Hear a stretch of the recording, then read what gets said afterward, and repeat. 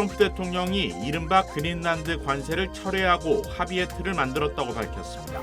일단 유럽과의 강대강 충돌은 피한 것으로 보입니다. 오늘 오전 사우스 LA 컴튼 인근 윌로우브룩 지역에서 연방 이민 단속 작전 중 총격 사건이 발생했습니다. 이민 단속이 이어지는 가운데 한인 이민자와 관련된 추방 재판이 4년 만에 다시 증가세로 돌아섰습니다. 다음 주부터 세금 보고 시즌이 시작됩니다. 올해부터는 손님들에게 받는 팁과 초과 근무로 인한 수당이 공제되는 등 새롭게 적용되는 조항이 늘어났습니다. 한인 시니어 커뮤니티 센터 하모니카 연주단원들의 국가 연주가 크립토닷컴 아레나에서 또 한 번 울려 퍼졌습니다. 아이스 하키 리그 NHL 사무국까지 집중 조명하며 이제 한인 사회를 알리는 대표 문화 행사로 자리매김했습니다. 2026년 아스티바 헬스플랜은 식료품과 일반 의약품 비용으로 연체대 2,880불까지 혜택을 드립니다. 사용하지 않은 금액은 다음 달로 2월됩니다. 자세한 내용은 1888-688-8584로 문의하세요. 메디케어 가입자라면 치과 비용도 걱정하지 마세요. 2026년 아스티바 헬스플랜은 연체대 3,560불까지 치과 혜택을 제공합니다. 자세한 내용은 1888-688-8584로 문의하세요. 시청자 여러분 안녕하십니까? KBS 아메리카 뉴스입니다. 그린란드 사태가 해결의 실마리를 보이는 걸까요? 트럼프 대통령이 이른바 그린란드 관세를 철회하고 합의의 틀을 만들었다고 밝혔습니다. 하지만 그린란드를 차지하겠다는 야망은 그대로입니다. 송영석 기자가 보도합니다. 다보스에 도착한 트럼프 대통령이 다음 달부터 그린란드 파병 8개 나라에 부과한다고 밝힌 관세를 철회한다고 밝혔습니다.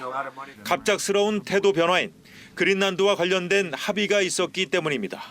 트럼프 대통령은 마르크 리터 나토 사무총장을 만나 북극 전체 지역에 대한 미래의 합의의 틀을 만들었다고 밝혔습니다.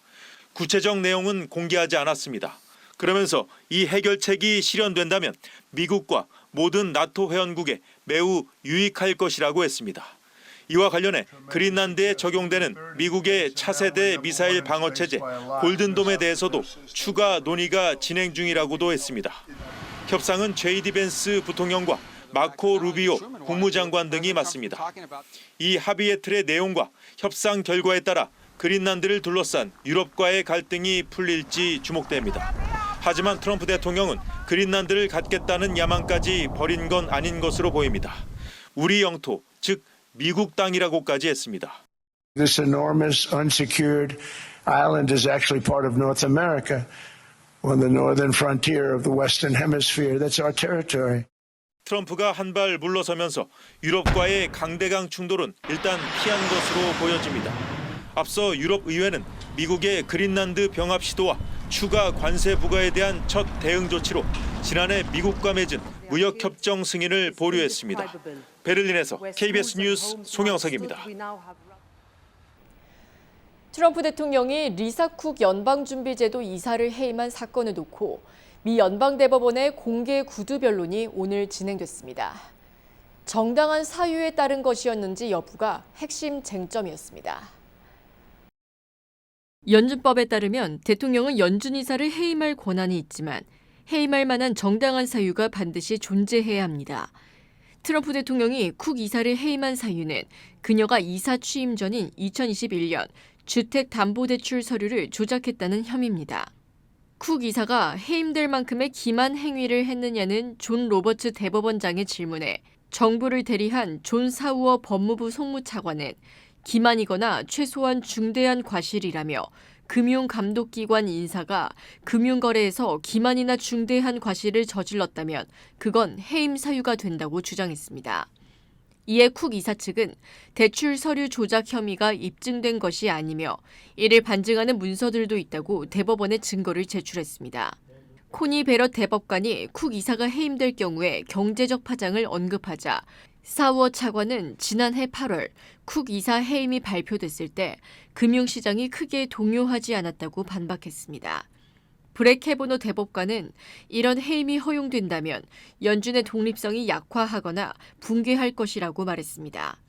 최초의 흑인 여성으로 연준 이사에 임명된 쿡 이사의 임기는 2038년 1월까지입니다.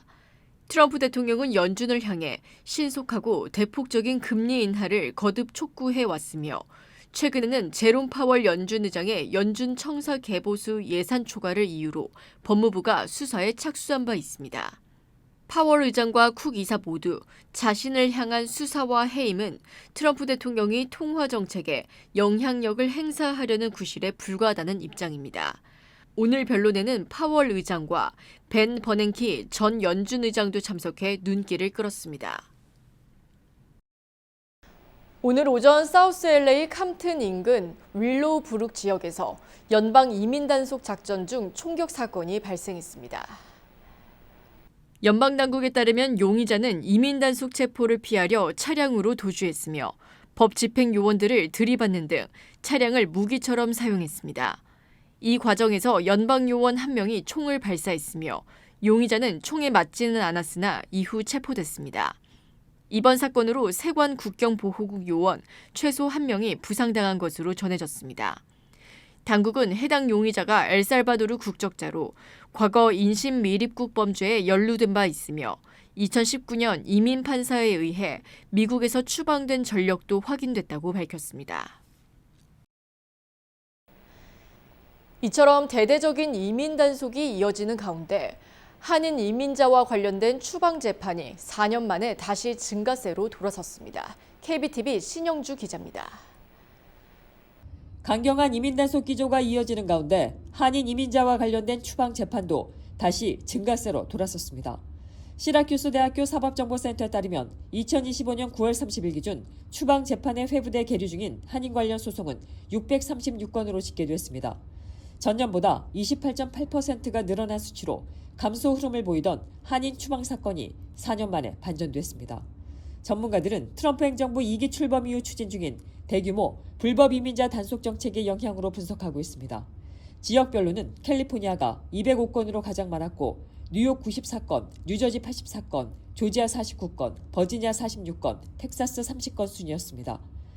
추방 재판에 넘겨진 한인 가운데 단순 이민법 위반이 553명으로 전체의 89.6%를 차지했으며 형사범죄 정가로 인한 회부는 38명, 5.9%로 나타났습니다. 평균 재판 계류 기간은 1010일입니다. 이 같은 통계가 발표된 가운데 현장 단속을 둘러싼 논란도 확산되고 있습니다. 로이터 통신은 아이스 요원들이 미네소타 세인트폴의 한 주택에 무장한 채 진입해 라오스 출신 귀화자 총리 타오 씨를 체포했다고 보도했습니다. 목격자 영상에는 반바지와 크록스 차림의 타오 씨가 영하 10도의 눈밭으로 끌려 나오는 장면이 담겼고 타오 씨는 옷을 더 입으려고 했지만 제지당해 담요 한 장만 걸친 채 연행됐다고 증언했습니다. 국토안보부는 성범죄자 수사 과정에서 용의자와 설명이 일치해 공공안전을 위한 표준 절차였다고 해명했습니다. 한편 미네소타에선 지역노동조합과 종교계, 시민사회 지도자들이 23일 경제 셧다운을 예고하며 주민들에게 출근과 등교, 쇼핑을 하지 말 것을 촉구했고 같은 날 오후 2시 미니애폴리스 다운타운에서 아이스 항의 집회도 예정돼 있습니다. 트럼프 행정부의 대규모 이민 단속이 이루어진 지난 한 해 동안 연방 이민세관 단속국 아이스 구금 시설에서 총 31명이 사망한 것으로 나타났습니다. 인터넷 매체 악시오스가 아이스 자료를 인용해 보도한 내용에 따르면 지난 2024년 아이스 구금 시설에서 사망한 11명보다 지난해는 3배 늘어난 31명으로 코로나19로 사망자가 상대적으로 많았던 2020년 20명에 비해서도 많았습니다. 지난해 아이스 구금 시설 사망자는 조지 W. 부시 행정부 당시 대규모 이민 단속이 강화되면서 한 해 사망자가 32명을 기록한 2004년 이후 가장 많았습니다. 특히 최근 60일 사이 텍사스의 한 이민자 구금 시설에서만 3번째 사망자가 발생했습니다. 지난해 8월 만들어진 캠프 이스트 몬테나는 지난 8일 기준 총 2,903명이 수감돼 있는 아이스 최대 규모 구금 시설 중 하나입니다. 이 시설은 텐트식 구조물로 안전 문제에 우려가 제기돼 왔으며 이민자에 대한 신체 학대로도 악명이 높습니다.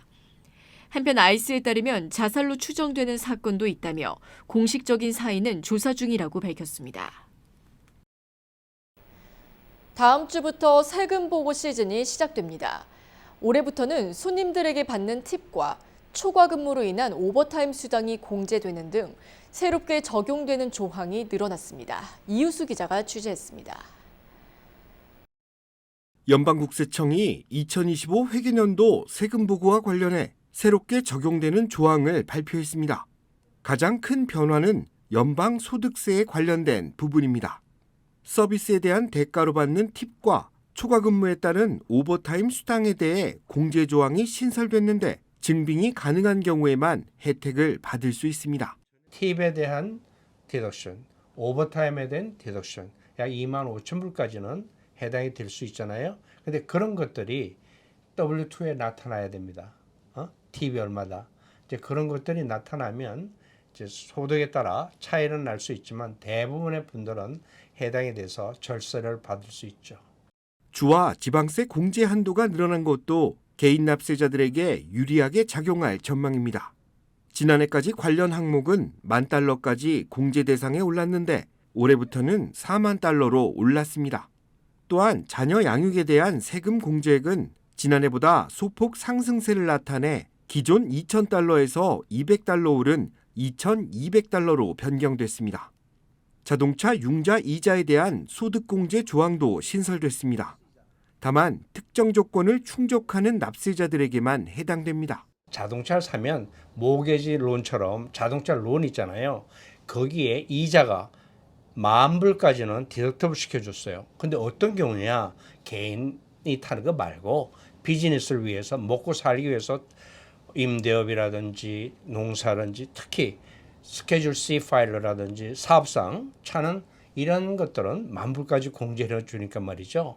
그럼 굉장히 큰 디퍼런스예요. 2025 소득에 관련된 세금 보고는 오는 26일부터 4월 15일까지 이어집니다. 회계 전문가는 효과적인 절세 혜택을 누리기 위해서는 철저한 준비가 우선시되어야 한다며 지난해 발생한 수익과 지출에 대한 내역을 꼼꼼하게 정리한 뒤 세금 보고 절차를 밟을 것을 권고했습니다. KBS 뉴스 이우수입니다. 지난해 LA 킹스 경기장에서 미국 국가를 연주해 화제를 보았던 LA 한인 시니어 커뮤니티 센터 하모니카 연주단원들이 어제 또 한 번 대형 아이스링크 특설 무대에 올랐습니다. 리그 사무국까지 집중 조명하며 이제 한인 사회를 알리는 대표 문화 행사로 자리매김했는데요. 그 감동의 현장을 윤범수 기자가 취재했습니다. LA 킹스와 뉴욕 레인저스의 경기가 펼쳐진 크립토닷컴 아레나. 경기장 입구에서 한복을 곱게 차려입은 33명의 하모니카 연주 단원들이 입장을 기다리고 있습니다. 엄청난 환호 속에 양팀 선수들이 등장하고 곧이어 아이스하키 링크에 카펫이 설치됐습니다. 지난해까진 관람석에서 국가 연주를 했지만 새해 첫 공연에는 아이스하키 링크장에 간이 특설 무대가 설치됐습니다. 청아한 하모니카 음색이 아레나 전체에 울려 퍼지고 이에 맞춰 관람객들이 함께 미국 국가를 따라 부르는 감동적인 장면이 연출됐습니다.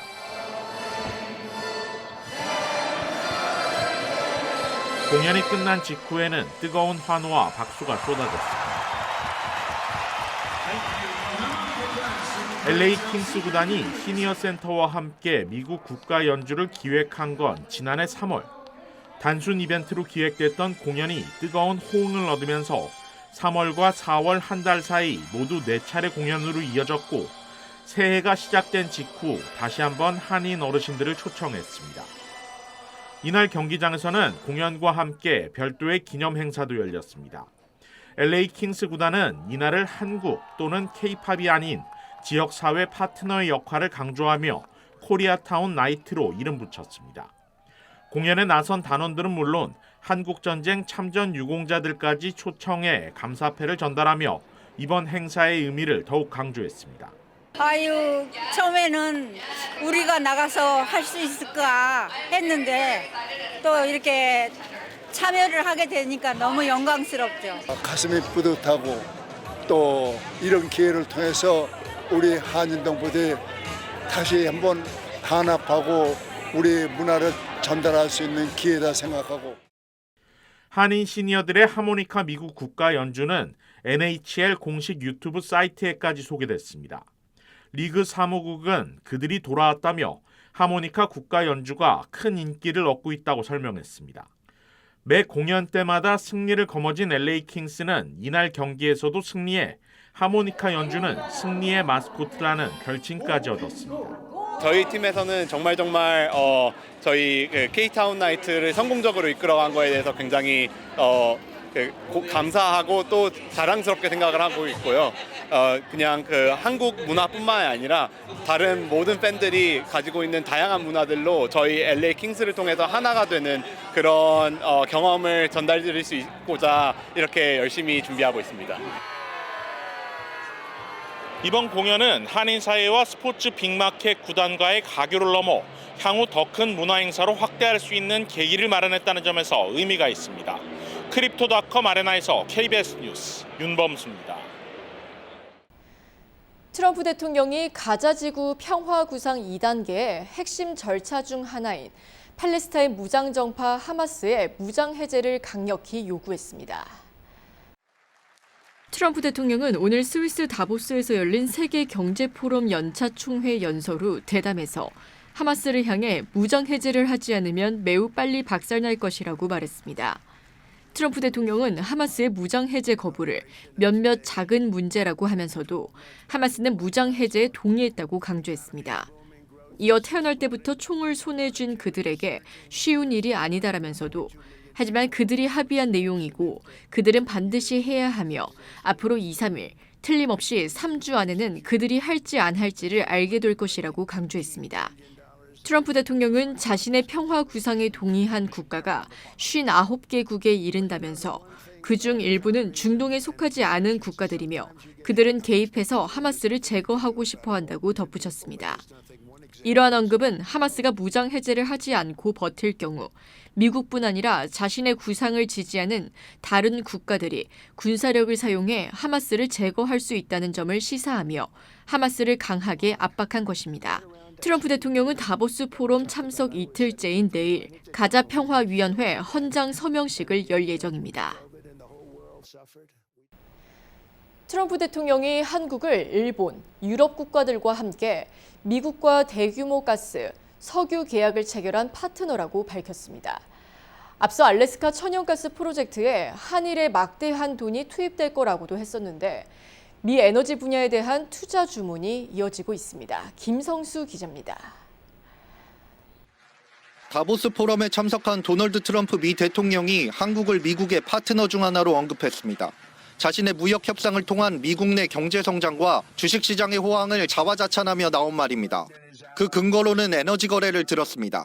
한국, 일본, 유럽 국가들이 미국의 가스, 석유를 수입하는 대규모 계약을 체결해 성장을 돕고 있다는 겁니다. They're our partners. They've gone into massive deals with us, especially on oil and gas. 자신의 관세 정책 덕에 무역 적자가 대폭 줄었다며 보호무역 기조가 옳았음을 재차 강조하기도 했습니다. There were a couple of brilliant people that actually thought I was doing the right thing. Now they all think I'm doing the right thing. 트럼프 대통령이 동맹국들을 파트너로 지켜세운 배경엔 가스 등 에너지 분야에 대한 투자를 압박하기 위한 속셈이 깔려 있다는 분석입니다. 트럼프 대통령은 취임 1주년 기자회견에서도 알래스카 천연가스 프로젝트에 한일의 천문학적 자금이 투입될 거란 취지로 말했습니다. 우리는 경제성 등을 이유로 거리를 두어온 사업입니다. 앞선 한미 관세 협상에서 1,500억 달러의 조선 분야를 제외한 2,000억 달러는 합리적 상업 투자를 하기로만 하고 투자처를 구체적으로 명시하진 않았습니다. 트럼프 대통령은 미국의 무역 적자 감소를 성과로 내세우려 하고 있습니다. 그만큼 미국의 가장 유리한 분야로 투자처를 정하려는 압박도 거세질 것으로 보입니다. 워싱턴에서 KBS 뉴스 김성수입니다.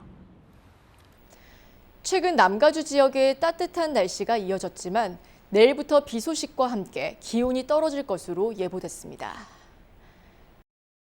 국립기상청에 따르면 북극 한파가 남쪽으로 이동해 캘리포니아 해안에 접근할 예정이라고 밝혔습니다. 기상청은 주 후반부터 갈수록 기온이 낮아질 것으로 보인다며 내일은 약간의 이슬비가 내릴 가능성도 있다고 전했습니다. 한편 최근 80도대의 낮 최고 기온을 보였던 남가주의 따뜻한 날씨는 주말을 앞두고 60도대 중반의 낮 최고 기온을 보일 전망입니다. 기온은 다음 주부터 조금씩 올라가 다시 70도대의 낮 최고 기온을 보이는 한 주가 될 것이라고 국립기상청은 예보했습니다.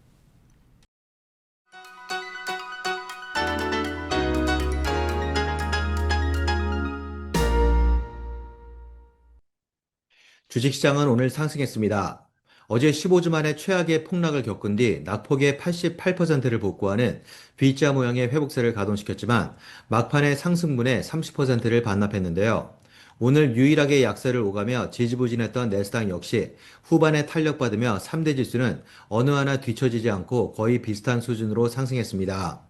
다보스 연설에서 트럼프 대통령이 그린랜드를 얻기 위해 무력을 사용하지 않겠다고 밝힌 발언이 매수 심리에 불을 붙였는데요.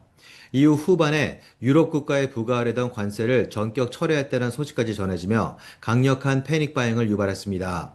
하루 만에 급반전된 분위기 속에서 나만 빼고 장이 오를 것을 조바심 내는 심리가 포모 현상으로 본격화됐는데요.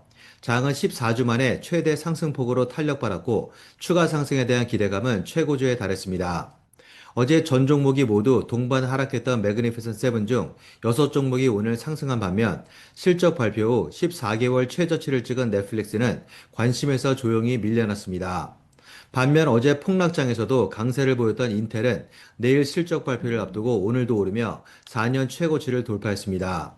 이는 지난해 4월 7일 해방의 날 기록했던 16년 최저치 대비 208% 폭등한 지점입니다. 지금까지 김재한이었습니다.